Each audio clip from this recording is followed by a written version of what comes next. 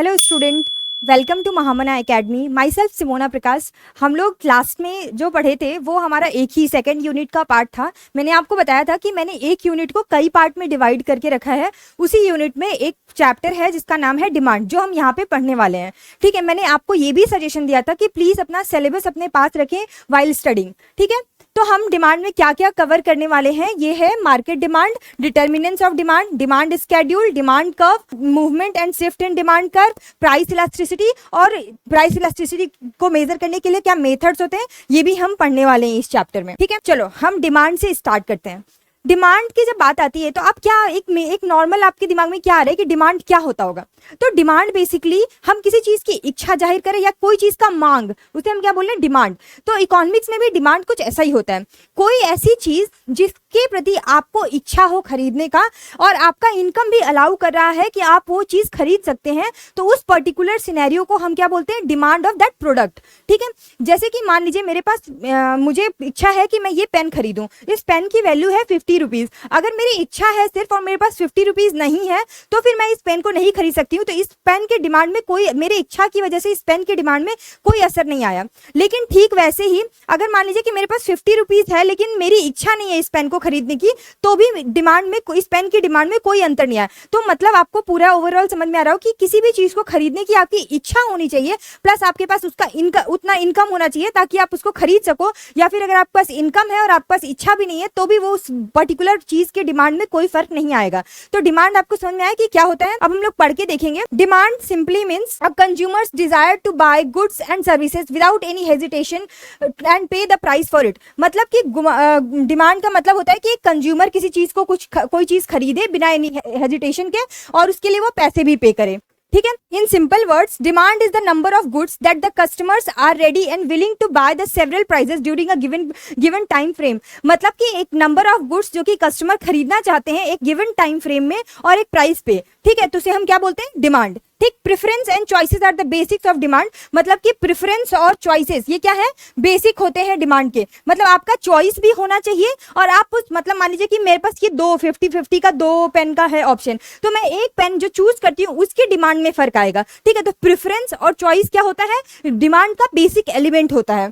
ठीक है, and can be described in term of cost, benefit, profit and other variable. अब देखिए ये भी है कि हम उसका कितने का वो है। ठीक है, क्या बेनिफिट, मान लीजिए कि 2 50 रुपीज की पेन है, एक पेन 50 रुपीज की है वो थोड़ी स्टाइलिश है, स्लीक है, और एक पेन नॉर्मल है और ये थोड़ा ज्यादा चलेगी, दूसरी वाली कम चलेगी। ठीक है, तो आप क्या चूज करोगे? मतलब आपका जो आप 50 रुपीज पे करे उसके अकॉर्डिंग ये स्टाइलिश भी है और ये पेन क्या है कि इसकी वैल्यू भी ज्यादा है, इसमें इंक भी अच्छा है, तो आप इसको परचेज करोगे। तो आप कॉस्ट को भी रख के आपको क्या फायदा हो रहा है प्लस आपको क्या प्रॉफिट हो रहा है, ऐसा देख के आप किसी भी चीज की डिमांड करते हो। तो आपको बेसिकली डिमांड समझ में आ गया होगा आई थिंक। अब नेक्स्ट टॉपिक पे चलते हैं। डिटर्मिनेंट्स ऑफ डिमांड क्या होते हैं? ठीक है, डिटर्मिनेंट्स मतलब क्या क्या मैटर होता है डिमांड में, वो हमको देखना है। तो प्रोडक्ट की कॉस्ट क्या होती है? मतलब प्रोडक्ट का क्या वैल्यू है, क्या उसका प्राइस है, ये भी इंपैक्ट करता है कि आप वो खरीदोगे नहीं। अब मान लीजिए मुझे गाड़ी खरीदनी है, ठीक है, तो आप अगर मेरा जो इनकम है वो 10 लाख रुपीज है, तो मैं क्या जाके मर्सिडीज का सपना देखूंगी? बिल्कुल नहीं। मैं क्या करूंगी? मैं कोई 10 लाख के अंदर आने वाली कोई गाड़ी खरीदना चाहूंगी। ठीक है, तो प्रोडक्ट का कॉस्ट जो है उसका डिमांड मैटर किया कि नहीं? मतलब अगर मेरे पास इतने पैसे, हम सबके पास इतने पैसे हो जाए कि हम एकदम ऐसे चुटकी में जाके मर्सिडीज खरीद सकते हैं, तो फिर क्या होगा कि जो मर्सिडीज का डिमांड है वो बढ़ जाएगा। तो प्रोडक्ट की कॉस्ट जो है वो मैटर करती है कि नहीं, कि आप उसका डिमांड कर रहे हो कि नहीं कर रहे हो। ठीक है, demand of the product changes as per the change in the price of the commodity. People decided to buy a product remain constant only if all the factors related to remain unchanged. मतलब कि demand जो होता है किसी भी product का क्या होता है? चेंज होता है एज पर देयर प्राइसेस। अब मान लीजिए कि अगर इस पेन की प्राइस जो है वो 50 रुपीज और टाइम थी। ठीक है, अगर आपने बिग बिलियन डे अभी चल रहा है उसका एग्जांपल ले लेते हैं। ठीक है, अगर बिग बिलियन डे में ये 50 रुपीज की 2 मिलती है, तो आपको अगर 2 लेना था तो आप 4 ले लोगे कि अरे बाद में मुझे 50 रुपीज का 1 लेना पड़ेगा। तो मतलब क्या है? प्राइस जो है वो मैटर करता है अगर इसका डिमांड क्या होगा इस पर। ठीक है, the income of the consumer, when the income increases the number of goods demanded also increases. Likewise if the income decreases the demand also decreases. देखिए इनकम जो है वो भी मैटर करता है। जैसे कि अभी मैंने आपको बताया कि मान लीजिए मेरे पास 10 लाख रुपीस था, ठीक है। अब मैं अकॉर्डिंगली खर्च करूंगी, उसमें मैं देखूंगी कि मैं क्या घर खरीद पाती हूँ, मैं गाड़ी खरीद पाती हूँ, मैं क्या खरीद पाती हूँ, मैं किस तरीके के शॉप पे जा रही हूँ अपने कपड़े, मैं लोकल वेंडर से जाके अपने कपड़े ले आऊंगी, ठीक है। लेकिन अगर मान लीजिए मेरी 10 करोड़ हो गई इनकम, तो मैं जाऊंगी क्या, मैं मेरे पास घर भी होगा, मेरे पास गाड़ी भी होगी, मेरे पास अच्छे ब्रांडेड कपड़े भी होंगे। तो मतलब क्या है, जो कस्टमर का इनकम होता है, जो कंज्यूमर का इनकम होता है, वो भी एक फैक्टर है जो कि डिपेंड करता है कि किसी भी प्रोडक्ट का वो कैसा डिमांड रखेगा, ठीक है।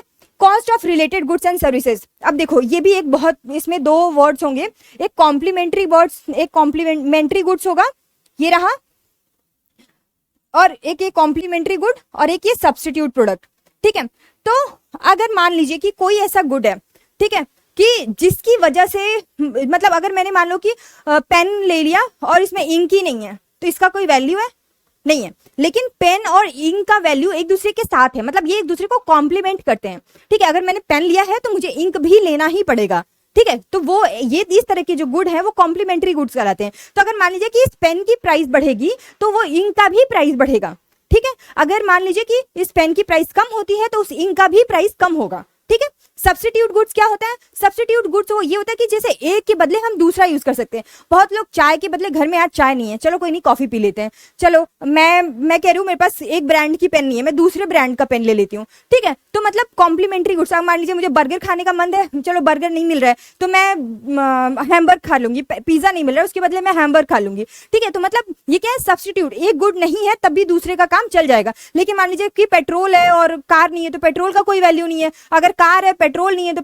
कार का कोई वैल्यू नहीं है, ठीक है। तो इस तरीके के जो गुड होते हैं वो क्या होते हैं, कॉम्प्लीमेंट्री गुड्स। तो अगर कॉम्प्लीमेंट्री गुड्स में क्या होता है कि एक का प्राइस बढ़ता है तो दूसरे का भी बढ़ता है, और अगर सब्स्टिट्यूट गुड्स में क्या होता है कि अगर एक की प्राइस बढ़ती है तो दूसरे की डिमांड बढ़ जाती है। अगर मान लीजिए कि चाय का प्राइस इतना बढ़ गया कि मतलब हम अफोर्ड नहीं कर पा रहे, या हम अफोर्ड भी कर रहे हैं तो हम देख रहे हैं कि अरे चाय और कॉफी सेम ही तो है, बेवरेजेस तो ही हैं दोनों, और मैं देख रही हूँ कि 50 रुपीज की चाय मिल रही है और 10 रुपीज का कॉफी मिल रहा है, तो मैं क्या परचेज करना चाहूंगी, कॉफी परचेज करना चाहूंगी, इंस्पाइट ऑफ कि मैं चाय पीना चाहती हूँ। तो क्या हुआ कि एक के प्राइस में अगर बढ़ोतरी हुई तो दूसरे के प्राइस क्या, दूसरे का डिमांड क्या हुआ, बढ़ गया, ठीक है। तो आपको सब्स्टिट्यूट गुड और कॉम्प्लीमेंट्री गुड समझ में आ गया कि नहीं, ठीक।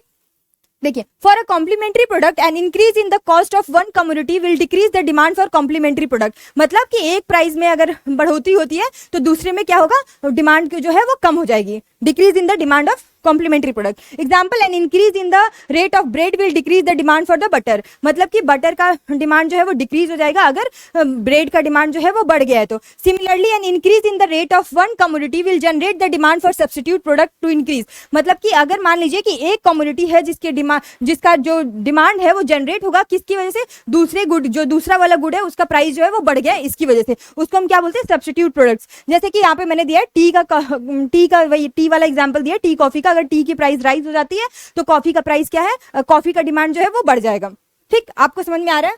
Next, consumer expectation. अब मान लीजिए कि कंज्यूमर का बहुत हाई एक्सपेक्टेशन है किसी चीज को लेके, तो भी तो वो, अगर मान लीजिए कि मैं सोच रही हूँ कि मैं एक रोबोट खरीदना चाहती हूँ, ठीक है। मेरी अब रोबोट का एक क्राइटेरिया होगा ना कि वो इतना काम कर सकता है, इतना काम कर सकता है, इतना काम कर सकता है। अब मैं पहली बार रोबोट खरीद रही हूँ, मेरे एरिया में कोई रोबोट ही नहीं है, मेरी एक्सपेक्टेशन, अब हम इंडियंस हैं, हमारी एक्सपेक्टेशन, हमने देख लिया कि अरे जापान में इतना काम कराते हैं, कहाँ, कोरिया में, हाँ कोरिया में इतना काम, वो कोरिया वाला एग्जाम्पल देखा है कि नहीं, कि कोरिया में एक रोबोट ने सुसाइड कर लिया था, वो वाला न्यूज आपने देखा है। उसमें क्यों, क्योंकि उससे एक्स्ट्रा काम लिया जा रहा था, वो तो एक स्लैंग था एक्चुअली, वो जो एक्सीडेंट था उस रोबोट का, तो उसे इस तरीके से यूज किया गया था क्योंकि कोरिया में जो लोग हैं वो लेबर वर्क बहुत ज्यादा होता है, इसकी वजह से जो मतलब वो दिखाया गया था एक स्लैंग टाइप का कि देखो यहाँ पे इतना ज्यादा इंप्लॉइज से काम लिया जा रहा है कि रोबोट तक सुसाइड अटेम्प्ट कर ले रहा है। तो अब मान लो वहां का देख के हम बस ऐसे ऊपर का न्यूज देख ले कि अरे इतना काम करा सकते हैं कि वो सुसाइड कर ले रहा है, तो मतलब हम थोड़ा कम काम कराएंगे, वो सुसाइड ना करे, हम थोड़ा इंडियन इमोशनल लोग हैं, ठीक है। अब हम लेके आए रोबोट को, मेरी एक्सपेक्टेशन है मैं एकदम सब काम करा के अपना रख दूंगी, और मेरी एक्सपेक्टेशन थोड़ी कम हो गई, तो मैं मेरे आसपास के लोगों को मैंने बहुत सारे डींगे कर दिया है कि मैं तो ये भी करा लेती रोबोट से, मैं तो ये भी करा लेती रोबोट से, मैं तो ये भी करा लेती, और मैं आया तो फिर वो थोड़ा वो सब कर रहा है, 4 क्वालिटी उसकी कम है, तो आपकी जो अदर लोग जो खरीदना चाहते हैं उस रोबोट को, उनकी क्या एक्सपेक्टेशन जो है वो कम पड़े, मतलब उनकी एक्सपेक्टेशन हाई है और जो उसका यूज है वो कम पड़ेगा, तो वो उस प्रोडक्ट को नहीं खरीदना चाहेंगे। तो कंज्यूमर का जो एक्सपेक्टेशन होता है वो भी मैटर करता है अगर वो किसी प्रोडक्ट को खरीद रहा है तो, ठीक है। high expectation of income or expectation in increase in the price of good also lead to an increase in demand. Similarly, low expectation of income or low price of the goods will decrease the demand. ठीक है, अगर मान लीजिए कि same वही बात, अब मैंने वो रोबोट कहा कि बिग बिलियन डे में मैंने खरीदा है, मेरी एक्सपेक्टेशन इतनी है कि ये बहुत सारा काम करके देगा, अब उसने दिया नहीं, ठीक है, तो मैंने मेरी उसकी वजह से एक डिमांड मतलब उसकी मतलब इंक्रीज हो गई मेरी माउथ वैल्यू से, ठीक है। अब ठीक वैल्यू से ठीक इसी तरीके से मैंने अभी जब मैंने प्राइस पे खरीदा था तो वो प्राइस के बजाय अब मान लीजिए दिवाली की सेल आने वाली है, ठीक है, मुझे पता चला कि ये रोबोट काम तो कम कर रहा है लेकिन जितना काम कर रहा है जो मैंने मान लीजिए कि वो 60 लाख का रोबोट खरीदा है, लोगों को पता चला कि दिवाली सेल में आपने 60 लाख का खरीदा है और आपको इसकी मतलब ये इतना काम भी नहीं कर रहा है और दिवाली सेल में इसका जो वैल्यू है 40 लाख हो जाएगा, तो मतलब एक्सपेक्टेशन है ना कि उसकी प्राइस भी कम होने वाली है, ठीक है, तो अपने कंज्यूमर उस एक्सपेक्टेशन की वजह से दिवाली वाली सेल में जाके उस रोबोट को खरीद लेगा, ठीक है, तो उसकी वजह से भी उसके डिमांड में क्या होगा, फ्लक्चुएशंस आएंगे। तो आपको एक्सपेक्टेशन समझ में आया कि नहीं, मतलब अगर आपका कोई डिस्काउंट होने वाला है इन फ्यूचर या आपको लगता है कि अरे नहीं मेरा इनकम बढ़ जाएगा, जैसे अब हम थोड़े गरीब टाइप के बच्चे जो हैं हमें लगता है कि अरे सेल आएगी तो हम खरीदेंगे, जो रिच है उन्हें क्या लगेगा, अरे नहीं जब आएगा एकदम नया फ्रेश आएगा तभी हम खरीद लेंगे, ठीक है, तो क्या है मतलब हमारी इनकम और हमारी एक्सपेक्टेशन भी मैटर करता है डिमांड को इन्फ्लुएंस करने में। आपको समझ में आ रहा है आई थिंक।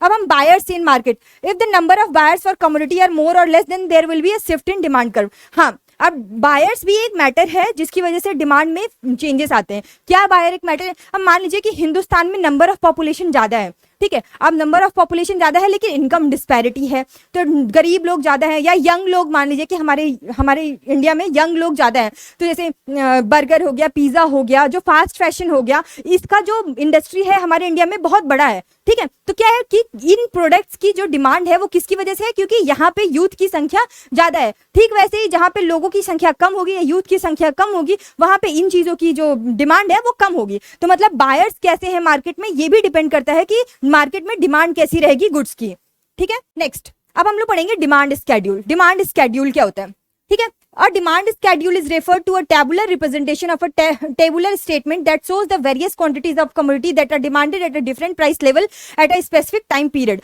मतलब कि एक टेबल, जो हमने अभी बात बोली है, जो अभी अब तक हमने सीखा है, उसको हम अगर टेबल के फॉर्म में रिप्रेजेंट करते हैं तो उसको हम क्या बोलते हैं, डिमांड स्केड्यूल। और इसमें हम दिखाते क्या है कि पर्टिकुलर प्राइस पे कितना डिमांड किया गया है किसी प्रोडक्ट का, उसी को हम दिखाते हैं क्या, इसमें डिमांड स्केड्यूल में, ठीक है। कैसे, जैसे देखो कि यहाँ पे $5 में कितना है, 1 कप ऑफ कॉफी का डिमांड है, हाँ चलिए 1 कप कॉफी है टी मान लीजिए, ठीक है, $10 में 2 कप का, 15 में 3 कप, 20 में 4 कप, 25 में 5 कप। तो इस तरीके का जो टेबुलर रिप्रेजेंटेशन है उसको हम क्या बोलते हैं, डिमांड स्केड्यूल बोलते हैं, ठीक है। A demand schedule will shows the exact numbers of units of goods and services that will be bought at each price level. मतलब कि ये दिखाता है कि कितना एक पर्टिकुलर प्राइस लेवल पे कितना एग्जैक्ट खरीदा गया वैल्यू, एक कितना प्रोडक्ट का अमाउंट खरीदा गया, डिमांड स्केड्यूल में हम देखते हैं, ठीक है।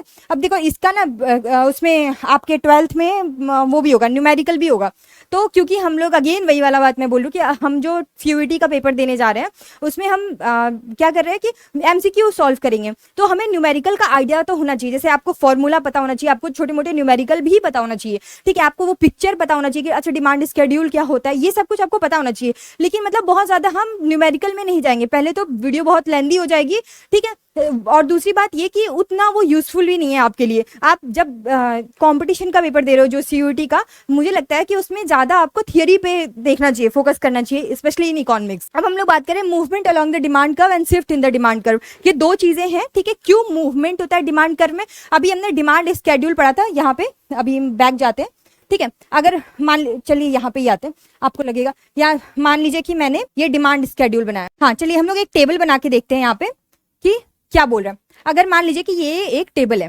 ठीक है, यहाँ पे प्राइस दिखा रहा है, यहाँ पे क्वांटिटी दिखा रहा है, ठीक है।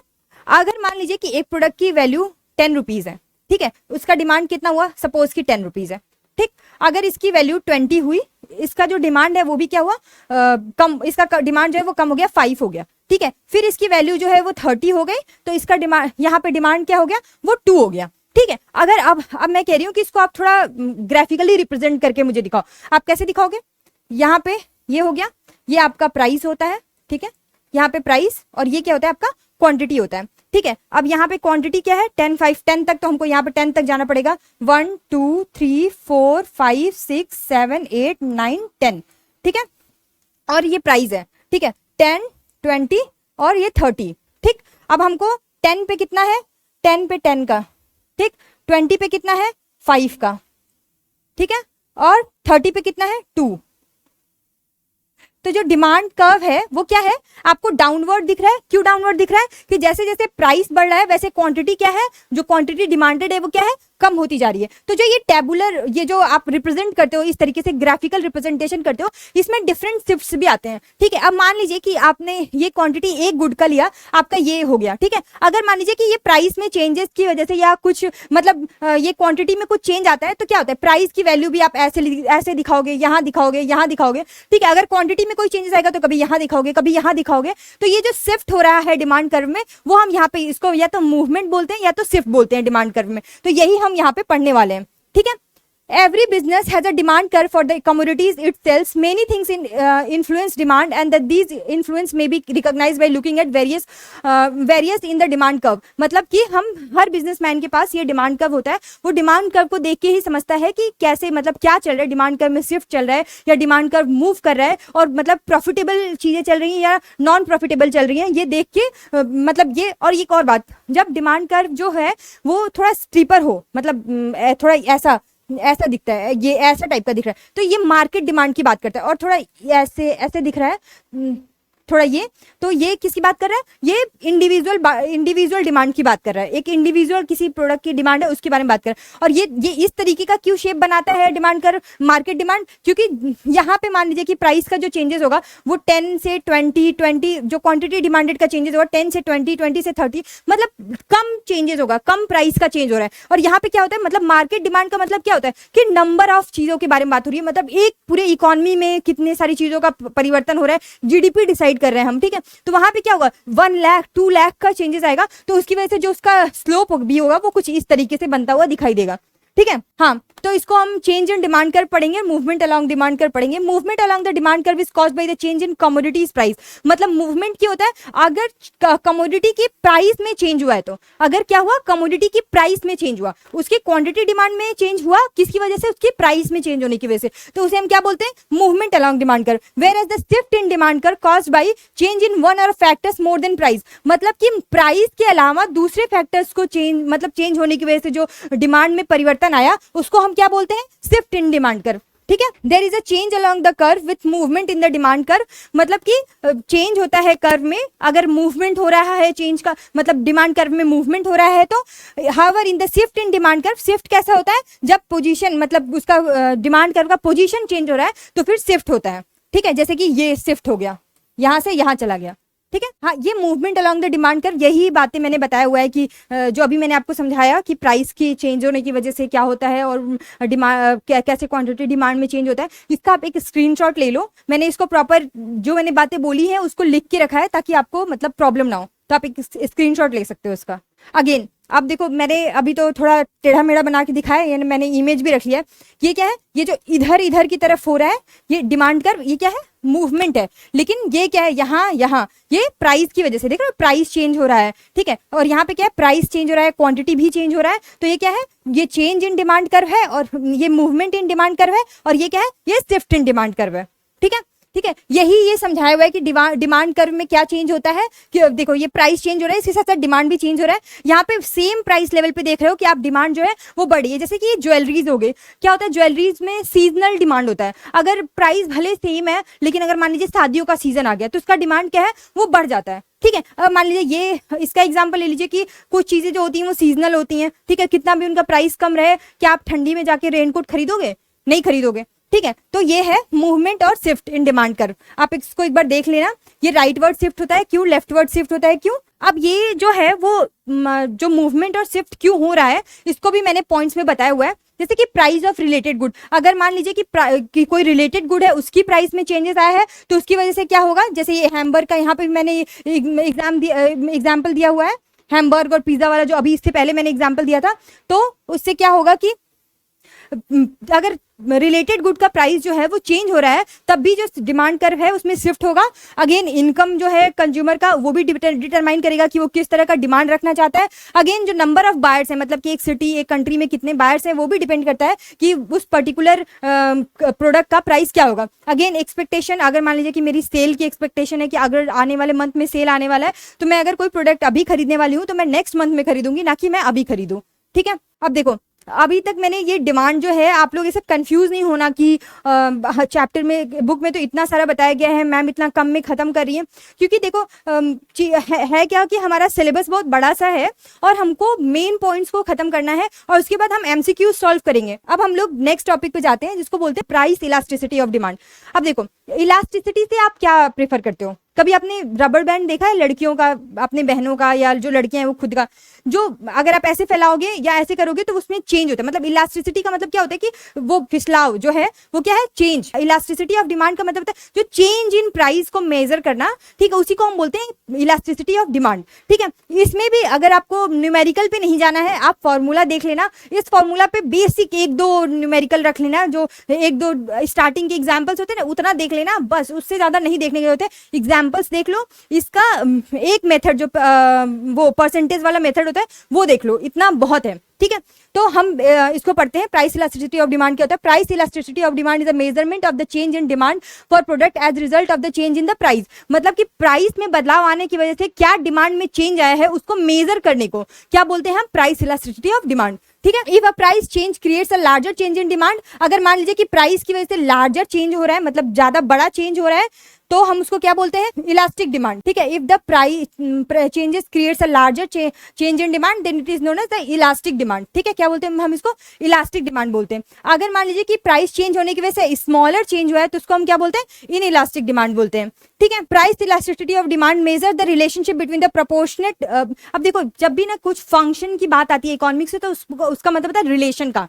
ठीक है, अगर मान लीजिए कि प्रोडक्शन फंक्शन हो गया तो वो रिलेशन की बात करता है। ठीक है, तो यहाँ पे price elasticity of demand measures the relationship between the proportionate change, मतलब proportionate change in demand and the proportionate change, मतलब कितना प्राइस में बदलाव होने की वजह से कितना डिमांड में बदलाव होने की वजह से कितना प्राइस में बदलाव हुआ, कितना प्राइस में बदलाव होने की वजह से कितना डिमांड में बदलाव हुआ, इसी को मेजर करने को हम क्या बोलते हैं? Price elasticity of demand. In other word it shows the how much change in the price will cause how much change in demand, मतलब कितना प्राइस में चेंज हुआ है उसकी वजह से कितना डिमांड में बदलाव हो रहा है, उसी को हम देखते हैं इसमें। ठीक है, यहाँ पे देख लो, ये इसका एग्जांपल है, सॉरी इसका फॉर्मूला है percentage change in quantity demanded by percentage change in demand, और इसको आप लर्न कर लेना। ठीक है, हाँ अब ये देखो फैक्टर्स हैं, इसका आप हेडिंग लिख लो, फैक्टर्स अफेक्टिंग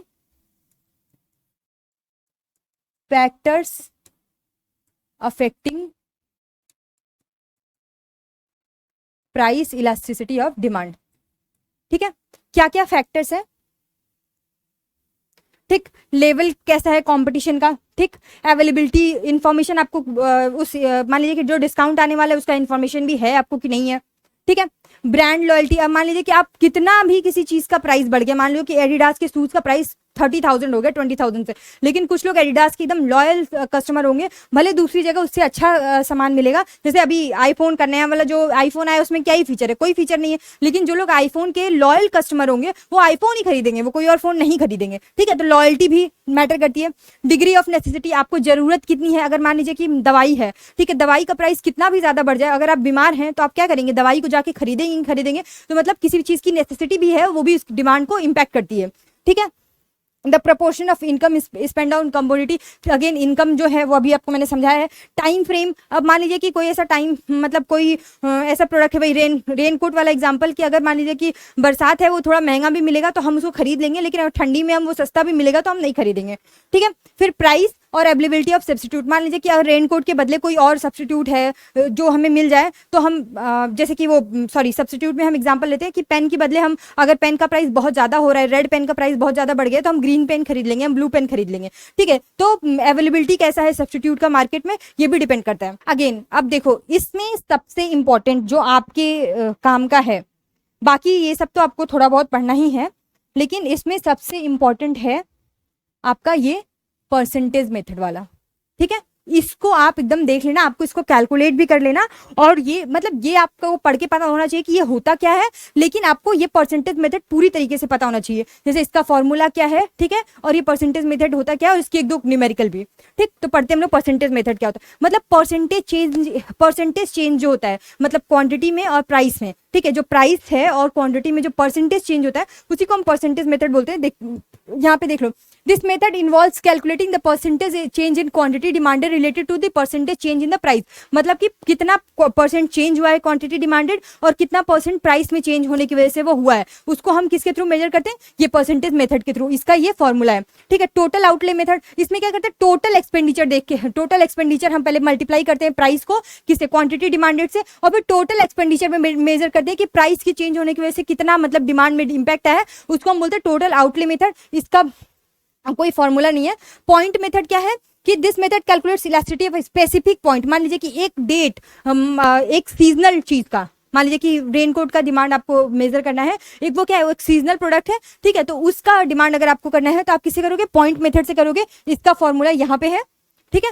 आर्क मेथड क्या होता है, ये कैलकुलेट करता है over a range of price. मान लीजिए कि कोई ऐसा प्रोडक्ट है, अब मान लीजिए कि ये पेन है, इसका प्राइस हम जाके देख रहे हैं अमेजोन पे भी, फ्लिपकार्ट पे भी, मीशो पे भी, ठीक है, नॉर्मल शॉप पे भी। क्या करें, अब हमारे पास नंबर ऑफ प्राइस एक प्रोडक्ट का है, किसी में 10 रुपये ज्यादा, किसी में 20 रुपये ज्यादा, किसी में कम है, किसी में मतलब ऐसे करके। अब उनमें से जो एवरेज प्राइस होगा, ठीक है, हम ऐसा हम सस्ता वाला भी नहीं लेंगे, हम सोचेंगे अरे हो सकता है कि ये थोड़ा खराब क्वालिटी का निकल जाए, तो हम उसमें से जो एवरेज प्राइस चूज करते हैं वो किस मेथड से चूज करते हैं, आर्क मेथड से चूज करते हैं, ठीक है। इसका फॉर्मूला ये है, प्लीज आप इसका भी स्क्रीनशॉट ले लो। तो मुझे लगता है कि आपको ये चैप्टर अच्छे से समझ में आया होगा। प्लीज बहुत ज्यादा पढ़ने पे मत फोकस करिए, कम पढ़िए, उसको कई बार पढ़िए, इस पे फोकस करिए। ज्यादा पढ़ लोगे उसको कई बार नहीं पढ़ पाओगे, एग्जाम में कुछ नहीं कर पाओगे। कम पढ़ो, उसको ही कई बार पढ़ो, तो आपका अच्छा होगा। थैंक यू सो मच, आप अभी तक सुने इसके लिए। प्लीज अगर आपको वीडियो पसंद आई हो तो चैनल को लाइक करिएगा, शेयर करिएगा और सब्सक्राइब करिएगा। Thank you so much.